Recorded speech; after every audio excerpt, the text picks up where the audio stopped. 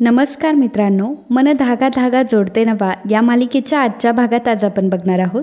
सार्थक झोपेतून उठलेला असतो. त्याच वेळी आदर्श तिथे येतो आणि म्हणतो की अरे काय डार्लिंग, तू अजून झोपलाच आहेस?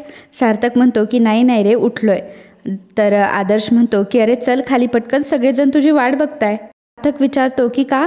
आदर्श म्हणतो की अरे खाली प्रेसवाले आलेत. तुझा कालचा व्हिडिओ हा व्हायरल झालाय. सार्थक म्हणतो की ठीक आहे, मी आवरून येतो. आदर्श म्हणतो की ठीक आहे, तू लवकर ये, सर्वजण खाली थांबलेत. थोड्याच वेळात सार्थक सगळं आवरून खाली येतो. लगेचच मीडिया सार्थकला घेरते आणि म्हणते की सर, तुमचा कालचा व्हिडिओ खरंच खूप व्हायरल झालाय. जर एखाद्या मुलीवर आरोप झाला असेल तर तो तपासून घ्यावा हे तुम्ही जगाला सांगितलं. सर, तुम्ही खरं तर समाजाला एक उत्तम शिकवण दिली आहे, याबद्दल तुम्ही काय सांगाल? सार्थक म्हणतो की खरं तर सगळं तुम्हीच बोललात, यावर मी काय बोलणार. मीडिया विचारते की सर, जनरली असं कोणी काही करत नाही, परंतु तुम्हाला असं का करावं असं वाटलं? सार्थक म्हणतो की कारण त्या मुलीच्या बाबतीत जे काही घडत होतं ते मला अजिबात आवडलं नाही. आणि जे काही खरं आहे ते सगळ्यांसमोर आलंच पाहिजे, एवढाच माझा मुद्दा होता. तर मला एका मुलीवर झालेले खोटे आरोप दूर करायचे होते, म्हणून मी हे सर्व केलं. मला तुमच्या माध्यमातून आणखी एक संदेश लोकांपर्यंत पोहोचवायचा आहे. मला असं वाटतं की सोशल मीडिया हे अत्यंत एक प्रभावी माध्यम आहे, परंतु त्याचा वापर हा योग्य ठिकाणीच झाला पाहिजे. खरं तर एका चुकीच्या पोस्टमुळे एखाद्या निष्पाप व्यक्तीचं आयुष्यसुद्धा बर्बाद होऊ शकतं आणि हे अगदी कोणाच्याही बाबतीत घडू शकतं, अगदी तुमच्या बाबतीत सुद्धा. त्यामुळे असं काहीही शेअर करण्याच्या आधी आपण एकदा आधी विचार तर केला पाहिजे आणि हे माध्यम अत्यंत जबाबदारीने हाताळलं गेलं पाहिजे. मीडिया विचारते की सर, आणखी एक शेवटचा प्रश्न, आनंदी मॅडम फक्त तुमच्या कलिग आहेत की आणखी काही? सार्थक म्हणतो की हो आहेत ना, त्या माझ्या कलिग असण्याच्या आधी त्या माझ्या खूप चांगल्या मैत्रीणसुद्धा आहेत. तर इकडे गायत्री म्हणत असते की जज साहेब, वकील शेलार यांनी मगाशी काही फोटो दाखवले होते आणि त्यावरून त्यांनी आनंदीला चारित्र्यहीन ठरवण्याचा प्रयत्न केला. एवढंच नाही तर आनंदी आणि तिच्या घरच्यांनी अंशुमन सुर्वे यांना मारायचं ठरवलं होतं, हाही घाणेरडा आरोप त्यांनी केला. जज साहेब, माझ्याकडे एक व्हिडिओ आहे आणि तो व्हिडिओ मला इथे कोर्टात सादर करण्याची परमिशन मिळावी. जज साहेब सुद्धा परमिशन देतात, परंतु आता शेलार आणि अंशुमनला मात्र चांगलाच काटा उभा राहिलेला असतो. गायत्री पुढे सांगते की सार्थक राज्याध्यक्ष यांचा हा व्हिडिओ आहे. साहेब तो सार्थकचा व्हायरल झालेला व्हिडिओ बघतात. गायत्री म्हणते की जज साहेब, मला फक्त एवढंच म्हणायचं आहे, असं एखाद्या पुस्तकावरनं त्या पुस्तकाच्या आत काय लिहिलं हे आपण ठरवू शकत नाही, किंवा एखाद्या लिफाफ्यावरून त्यातला आतला मजकूर काय असेल हेही कोणी सांगू शकत नाही. त्याचप्रमाणे फक्त एखाद्या फोटोवरून एखाद्या मुलीचं चारित्र्य चांगलं की वाईट हे कोणीही ठरवू शकत नाही. शेलार म्हणतो की ऑब्जेक्शन जज साहेब, आणि अंशुमनला विष पाजलं त्याचं काय? गायत्री म्हणते की हो आहे, त्याचाही व्हिडिओ आहे पुरावा म्हणून. जज साहेब, तो व्हिडिओ मला इथे कोर्टामध्ये दाखवण्याची परवानगी मिळावी. जज साहेब त्याच्यासाठी परमिशन देतात. मग गायत्री तो व्हिडिओ जज साहेबांना दाखवते. जज साहेब व्हिडिओ बघतात तर व्हिडिओमध्ये अंशुमन स्वतःहून कसल्या तरी गोळ्या पाण्यामध्ये मिक्स करत असतो. तो स्वतःहूनच ते पाणी पितो. हे सिद्ध होतं की अंशुमनच्या स्थितीला तो स्वतः जबाबदार होता. तर गायत्री सांगते की जज साहेब, हा व्हिडिओ आनंदी वर्तक यांची भाची सान्वी वर्तक हिने शूट केलाय. खरं तर तिच्याकडनं चुकून शूट केला गेलाय, पण हा व्हिडिओ एक पुरावा म्हणून महत्त्वाचा आहे. या व्हिडिओमध्ये तर स्पष्ट दिसतंय की आनंदी वर्तक हिने फक्त अंशुमन सुर्वे यांना पाणी दिलं होतं आणि अंशुमन सुर्वे यांनी स्वतःहून त्या पाण्यामध्ये गोळी टाकली, म्हणजे स्वतःहूनच स्वतःला मारण्याचा प्रयत्न केला. परंतु आरोप मात्र आनंदी आणि तिच्या कुटुंबावर टाकला. थोडक्यात काय तर आनंदी आणि तिच्या घरच्यांना त्रास देण्यासाठी त्यांनी स्वतःहून हे कृत्य केलंय. म्हणजे हा माणूस किती कटकारस्थानी आहे याची कल्पना आपल्याला अगदी सहज येऊ शकते. त्या मात्र अंशुमनला चांगलाच घाम फुटलेला असतो. गायत्री म्हणते की वकील शेलार, आता बघा तुम्हीच की तुमच्या अशिलाने त्याची बायको आणि तिच्या घरच्यांना अडकवण्याचं ठरवलं होतं. जज साहेब म्हणतात की हा व्हिडिओ बघितल्यानंतर एक गोष्ट तर स्पष्ट होते की हे सर्व अंशुमन सुर्वे यांनीच केलंय आणि आनंदी आणि तिच्या कुटुंबाचा यामध्ये काहीही दोष नाही. तेव्हा कुठं आनंदी आणि मालतीच्या जीवामध्ये जीव येतो. अंशुमन म्हणतो की नाही जज साहेब, हा व्हिडिओ खोटा आहे, मी असं खरंच काही केलेलं नाहीये. जज साहेब म्हणतात की तुम्ही खोटं बोलू नका. आता हा व्हिडिओ बघितल्यानंतर तुम्ही जे काही म्हणताय ते मी काय खरं मानू? खाली बसून घ्या आता तुम्ही. साहेब विचारतात की ॲडव्होकेट गायत्री, तुम्हाला काही बोलायचं आहे? त्यावर गायत्री म्हणते की नाही जज साहेब, परंतु आनंदीला काहीतरी बोलायचं आहे. आनंदी आता विटनेस बॉक्समध्ये उभी असते. तर रेश्मा आता सार्थकला भेटायला आलेली असते. सार्थक म्हणतो की रेश्मा, तू इथे का आली आहेस? रेश्मा म्हणते की सार्थक, अरे तुझा काहीतरी गैरसमज झाला, मी असं काहीच केलं नाहीये. सार्थक म्हणतो की मग फक्त तू हे सांगायला आली आहेस घरी. रेश्मा म्हणते की सार्थक, अरे मला खरंच माहीत नाही की ते फोटोज कसे व्हायरल झाले. इनफॅक्ट मी जेव्हा ते फोटो बघितले तेव्हा मी सुद्धा खूप शॉक होते. सार्थक म्हणतो की ऐक ना रेश्मा, माणसाने एवढं पण खोटं बोलू नये की स्वतःला स्वतःची लाज वाटेल. फक्त तर माझ्या कंपनीचे डिझाईन्स करत होती ना, तरीसुद्धा मी माझं प्रोफेशनलिझम सोडून तुझ्याशी मैत्री केली. आता मला स्वतःचाच राग येतोय की मी अशा मुलीशी का मैत्री केली की जिला दुसऱ्या मुलीचा सन्मानच नाही. आणि सार्थक गाडीमध्ये बसतो आणि रेश्माच्या तोंडावर दरवाजा बंद करून तिथून निघून जातो.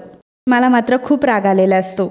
इकडे आनंदी म्हणत असते की जज साहेब, जेव्हा एखादी मुलगी लग्न करून तिच्या घरी जाते तेव्हा ती त्याच घराला आपलं घर मानते, संसाराची स्वप्न बघते, 4 वर्ष जुळवून घेण्याचा प्रयत्न करते.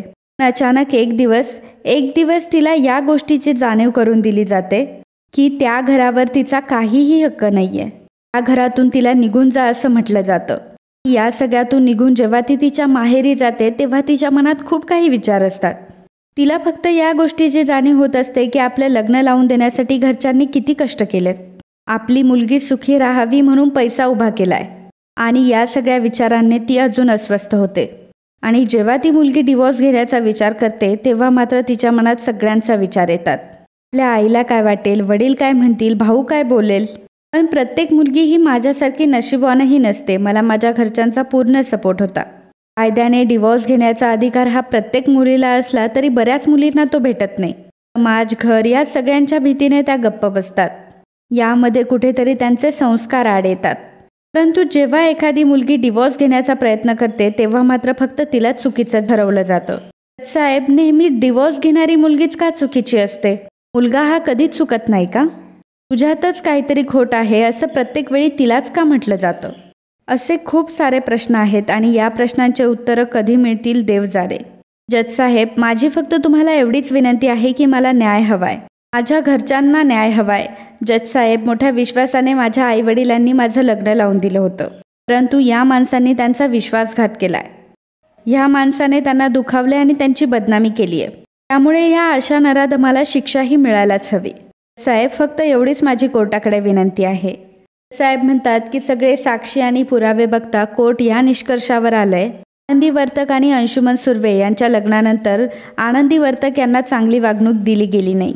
त्या छळ करण्यात आला आणि जेव्हा त्या माहेरी निघून आल्या तेव्हा अंशुमन सुर्वे यांनी त्यांना संपवण्याचा प्रयत्न केला. एवढंच नाही तर स्वतःवर विषप्रयोग झाला असं म्हणून आनंदी आणि तिच्या घरच्यांना अडकवण्याचा प्रयत्न केला. या सगळ्या गोष्टी लक्षात घेता कोर्ट असा निर्णय देत आहे, आनंदी वर्तक आणि अंशुमन सुर्वे यांचा डिवोर्स मान्य करण्यात येत आहे. हे ऐकून आनंदी, अण्णा आणि मालती यांना खूप आनंद झालेला असतो. अंशुमनचा चेहरा मात्र खूप उतरलेला असतो. साहेब पुढे हे सुद्धा म्हणतात की अंशुमन सुर्वे यांच्यावर योग्य ती कारवाई करावी असा कोर्ट आदेश देत आहे. त्याचबरोबर आनंदी आणि आनंदीच्या घरच्यांना 5 लाख रुपये निधी देण्यात यावी. आणि एवढंच नव्हे तर आनंदी वर्तक यांना दर महिन्याला त्यांच्या खर्चाची रक्कम देण्यात यावी असा आदेश कोर्ट त्यांना देत आहे. कोर्ट आनंदी वर्तक यांचा घटस्फोट मान्य करत आहे. हे ऐकल्यावर सर्वांना खूपच आनंद होतो. आनंदीच्या डोळ्यातून आनंदाश्रू वाहू लागतात. अण्णांच्या डोळ्यात सुद्धा पाणी असतं. ती आज खरेपणाचा विजय झालेला असतो. आनंदी पुढे म्हणते की खरं तर लोक काय म्हणतील या भीतीने मी 4 वर्ष तोंड दाबून बुक्क्यांचा मार सहन करत राहिले. लोक काय म्हणतील या भीतीनेच मरण यातना सोसत राहिले. लोक काय म्हणतील या भीतीने सतत आई अण्णांना काहीही न सांगण्याचा निर्णय घेतला. पण अखेर लोकांना उत्तर देण्याची जेव्हा हिंमत मी आणि माझ्या कुटुंबाने दाखवली तेव्हा मला समजलं टाळ्या वाजवणारी सुद्धा ही लोकच होती.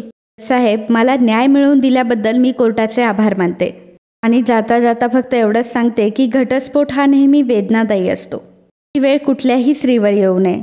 जर ही वेळ तिच्यावर आली तर तिच्यावर ही वेळ का आली, तिची अशी घुसमट का होते हे समाजाने समजून घ्यायला हवं. आणि लोक काय म्हणतील याची पर्वा न करता तिच्या कुटुंबाने सुद्धा तिला साथ द्यायला हवी, जे की माझ्या कुटुंबाने केलं. खरं तर त्यांनी मला नव्याने जगण्यासाठी बळ दिलं. तेव्हा अण्णा आणि मालतीला सुद्धा आनंदीवर खूपच गर्व होत असतो. आणि मित्रांनो, आजचा हा भाग इथेच संपतो. पुढील भागात आपल्याला पाहायला मिळणार आहे मालती आनंदीला म्हणते की तू त्या राक्षसाच्या तावडीतून सुटली हे चांगलंच आहे, परंतु मग पुढे काय? आनंदी म्हणते की पुढे काय आई, तुम्ही सर्वजण तर आहातच ना माझ्यासोबत. ती म्हणते की अगं पण किती दिवस, जोपर्यंत आम्ही आहोत तोपर्यंत सगळं काही ठीक होईल. मग आम्ही गेल्यानंतर तर सार्थकने आनंदीला इकडे कॉल केलेला असतो आणि तो म्हणत असतो की अहो कुठे होतात तुम्ही, एवढं काय अर्जंट काम होतं तुमचं, तुम्हाला राग वगैरे तर नाही आलाय ना. आनंदी म्हणते की अहो राग कसला सर. सार्थक म्हणतो की तुम्ही आज ऑफिसला नाही आलात म्हणून म्हटलं. आनंदी म्हणते की खरं तर सर मला तुमच्याशी बोलायचं होतं.